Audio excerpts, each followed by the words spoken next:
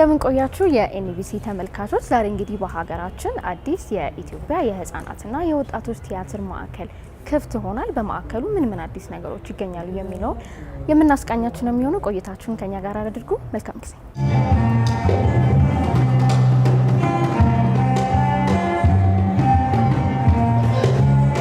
ማዕከሉ የሚሰጣቸውን ሰርቪሶች በቢዝነስ ፕላናችን ባጠና ነው ልክ ማለት ነው ያን አድሬስ የማድረግ በአጠቃላይ የፕሮሞሽን ስራዎችን የመስራት ስኬጁል አውጥተን በዛ ሂደት ውስጥ ነው ያለነው። ትላንትናም ከቲያትር ባለሙያዎች ጋር ዲያሎግ ነበረን።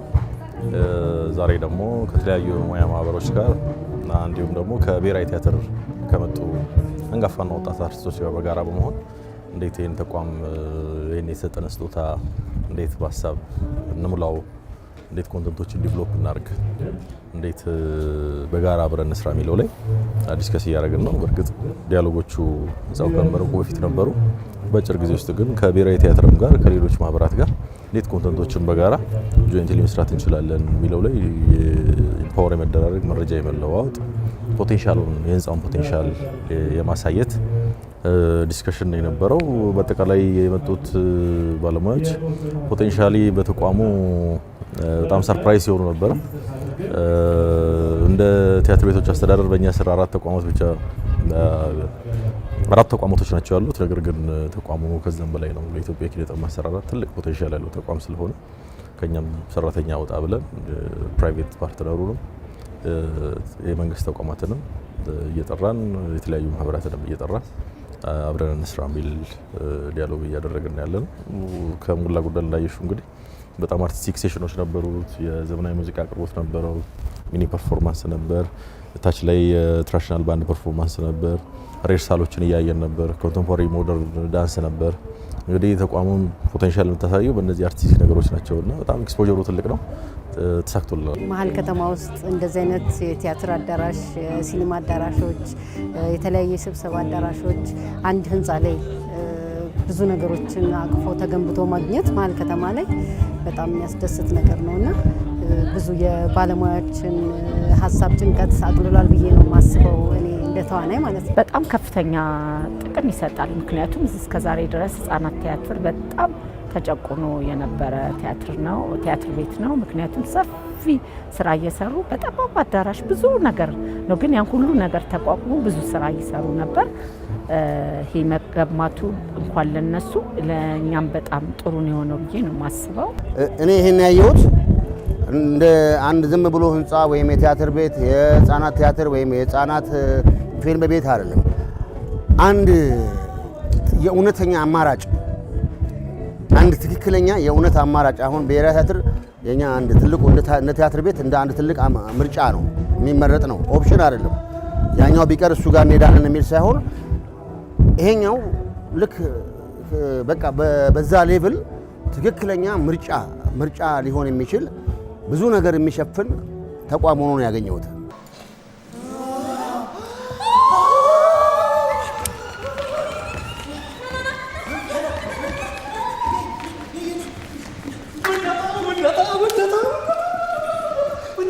ልጆቼ መታችኋል እንዴ? የሁላችሁ ልጆቼ ከኔ ጋር ልትወቅ። እኔ ስሜ ብሩክ ቦሩ ይባላል።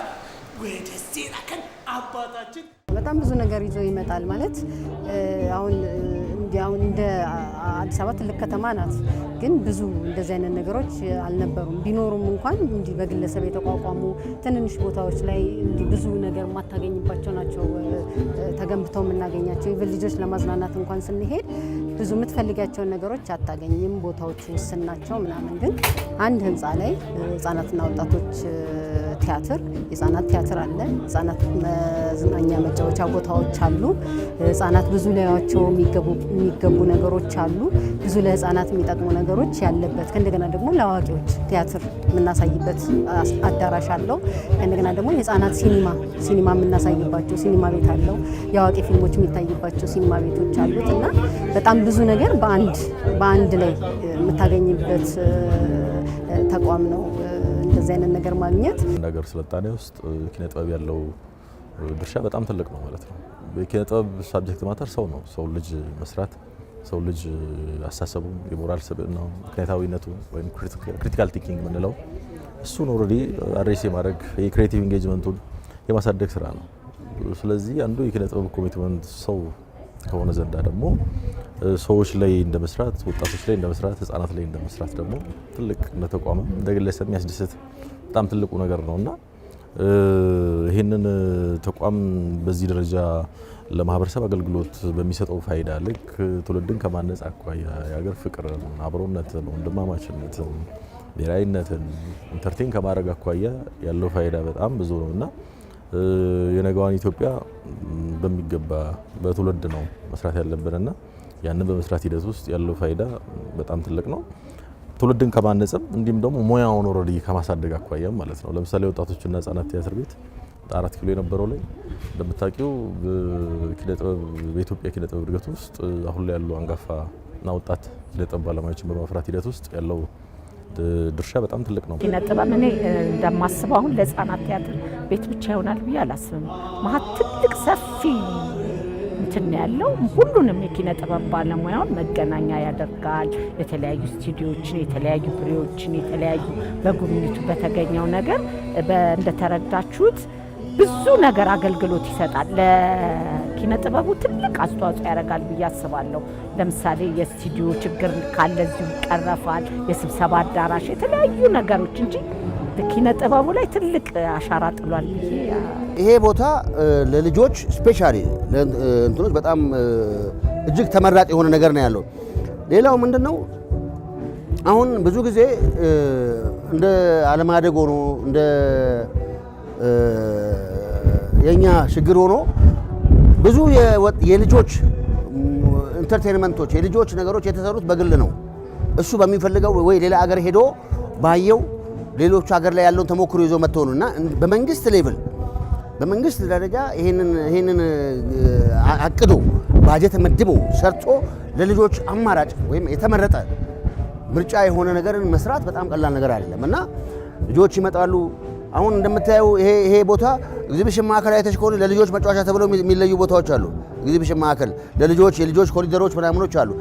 ኦልሞስት ኤቭሪ የዚህ ሴንተር የማናጀሩ ማናጅመንቱ ሁል ጊዜ ኤግዚቢሽን ፓራሌል ኤግዚቢሽን ባሉ ፕሮግራሞች እዚህም ፕሮግራም ሊኖር ይገባል። ምክንያቱም አማራጭ ነው።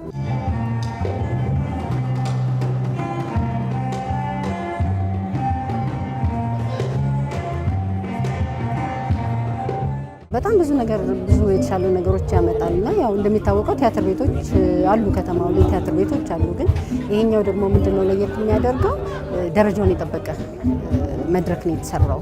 በላይትም ብቲ በአዳራሽም ብቲ ብዙ ነገሩ ይሄ ዘመናችንን የዋጀ አዳራሽና መድረክ ነው የተሰራው ብዬ አስባለሁ እና ብዙ ልፋቶችን አቅልሏል ብዬ አስባለሁ። ስቴጆቹን አሁን ስንጎበኝ እንዳየሻቸው አሁን ብዙ ጊዜ በሰው ኃይል የሚሰሩ ናቸው። መድረክ ላይ የምንሰራባቸው ማቴሪያሎች ምናምን አሁን እንደዚህ ሚዞር መድረክ አንድ ስቴጅ ላይ መሀል ላይ ቆመሽ መድረኩ እየተሽከረከረ ያየናቸው ቅድም ያየናቸው ነገሮች አሁን በፊት መድረክ ላይ የሚሰሩ ነገሮች ናቸው። አሁን ግን ራሱ ስቴጅ ላይ የተገነባ ነውና መካኒካሊ መንቀሳቀስ የሚችል ወይም አንቺ ሳትጨነቂ ይሄን ነገር አርጉት ምናምን ሳቲ ስራሽን ብቻ እያሰብሽ ስራሽን ብቻ እየሰራሽ ብዙ ነገር ማድረግ ትችያለሽ። መድረኩ ላይ ላይቶች ምናምን ሳውንድ ሲስተሙ ብዙ ነገሮችን አቅልሏል ብዬ አስባለሁ።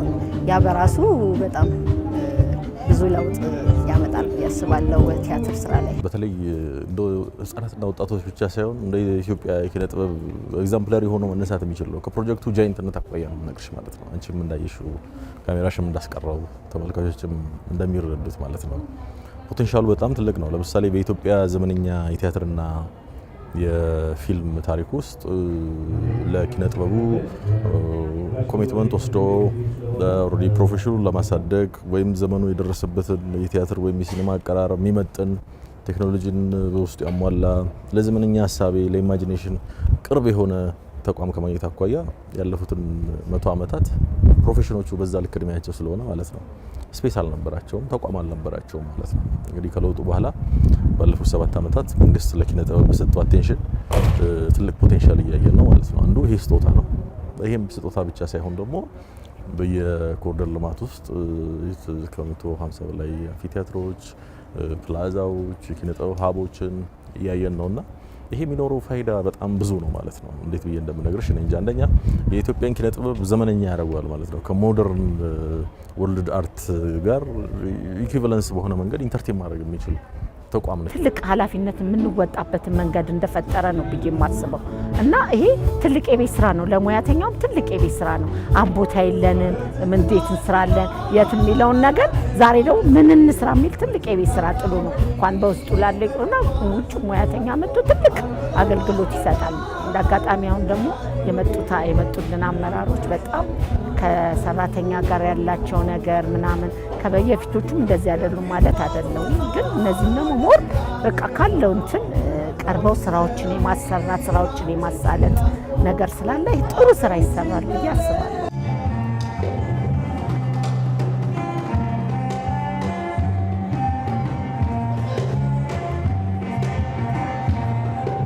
ይሄንን ህንፃ ወይም ይሄንን ተቋም እዚህ ደረጃ ላደረሱት በጣም ምስጋና ማቅረብ ፈልጋለሁ። ይሄ የአሁን እቅድ አይደለም፣ የረጅም ጊዜ የታቀደ እቅድ ነውና ያው እንግዲህ ጊዜው ፈቅዶ አሁን ላይ ይሄ ነገር እውን ሆኖ ለማየት ይችለናልና እዚህ ነገር ላይ ለተሳተፉ ሁሉ ለህፃናት፣ ወጣቶች፣ ቲያትር ቤቶች አመራሮችና ሰራተኞች እንኳን ደስ አላችሁ ማለት ፈልጋለሁ። እዚህ ነገር ላይ ለተሳተፉ ሁሉ ማመስገን ፈልጋለሁ። ይሄ የሁላችንም ቤት ነው ሊሆን የሚችለውና ለባለሙያው ነው ጥሪ ማቅረብ ፈልገው። በጣም ብዙ ስራ የሚጠብቅብን ይመስለኛል። ማለት በቃ ስቴጁን ቤቱን የመጠነ ነገር ለህዝቡ ለህብረተሰቡ ማቅረብ የምንችልበትን ነገር ማመቻቸት ያለብን ይመስለኛልና ብዙ ጥሩ ስራዎች ወደዚህ ቤት መጥተው ለህዝቡ ተደራሽ መደረግ ያለበት ይመስለኛልና ለባለሙያው፣ ለፊልም ሰሪው፣ ለቲያትር ሰሪው፣ ለዳይሬክተሮች፣ ለተዋናዮች ኢቭን ህፃናትን የሚመጥኑ ለህፃናት የሚሆኑ ነገሮች በጣም ብዙ ስራዎች ይጠብቃል ቤቱና እነዛን ነገሮች ይዘው እንዲመጡ የአዲስ አበባ ከተማ መስተዳድር ለወሰደው ኮሚትመንት በተለይ ፕሮፌሽናል ወይም ኪነ ጥበብን ተረድቶ ኪነ ጥበብ ለአንድ ሀገር ልዕልና ያስፈልጋል። ኪነ ጥበብ ሀገር የሚመራው በኪነ ጥበብ ነው፣ ትውልድ የሚታነጸው በኪነ ጥበብ ነው የሚል ኢኒሺዬሽን ኖሮ በጣም አግራቬትድ በሆነ መንገድ ጠዋት ማታ ይሄንን ትልቅ ኮሚትመንት ወስዶ በዚህ ደረጃ እንደዚህ አይነት ተቋማትና በጣም በማህበረሰቡ አደባባይ ወይም በማህበረሰቡ ደጃፍ ላይ የኪነ ጥበብ ኮንተንት እንዲሄድ ፕላዛዎችና ቲያትሮችን በአቴንሽን በትልቅ አትኩሮት ለሰጡን ለክብርት ከንቲባችንና ማኔጅመንት ትልቅ ምስጋና አለን። እኛም እንደ ቲያትር ቤቶች አስተዳደር ድርጅት ይሄ ማንዴት ሲሰጠን ትልቅ ኃላፊነት ነው። በዚህ አጋጣሚ እኛም እንደ ቲያትር ቤቶች አስተዳደር ድርጅት በጣም እናመሰግናለን። እግዚአብሔር ይስጥልኝ ነው ማለት ነው።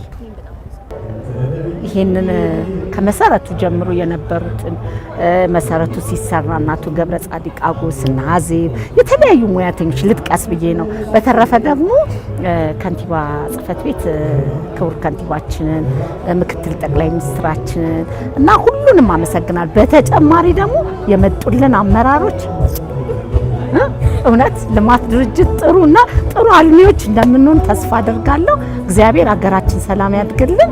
ሁላችን እንግዲህ ለስራ መነሳት አለብን። የዘገየና እንትንም ቢሆንም ከጥንስሱ ጀምሮ ይሄን ነገር ማሰብ ለህፃናትና ወጣቶች ብሎ ማሰብ እኔ ሰፈሬ 4 ኪሎ ካሳንቺስ ነውና ያንን ህፃናትና ወጣቶችን አድጌበትና በእኛ ዘመን በዚህ ሌቭል ባለማደጉ ሳይሆን በመቅረቱና አፍተር ኦል ዚስ ከዚህ በኋላ በዚህ ሌቭል መምጣቱ መጀመሪያ ይሄንን የጥነሰሱት ያሰቡት በገንዘብ በእውቀት የተረባረቡትን በአመራር ያደረጉትን ሰዎች አመሰግናለሁ።